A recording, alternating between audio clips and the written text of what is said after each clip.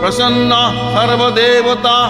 ॐ ह्रीं ब्रह्माणि ब्रह्मलोके च वैकुण्ठे सर्वमङ्गला।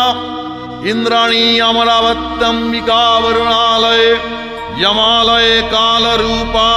कुबेरभवने शुभा महानन्दाग्निकोणे च वायव्यं मृगवाहिनी। नैऋत्यां रक्तदन्ता च ऐशान्यां शूलधारिणी।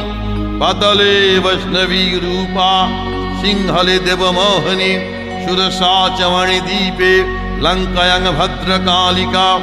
रामेश्वरी सेतुबन्धे विमला पुरुषोत्तमे।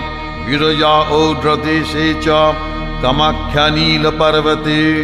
कालिका वङ्गदेशे च अयोध्यायां महेश्वरी। वाराणस्याम् अन्नपूर्णा गयाक्षेत्रे गयेश्वरी।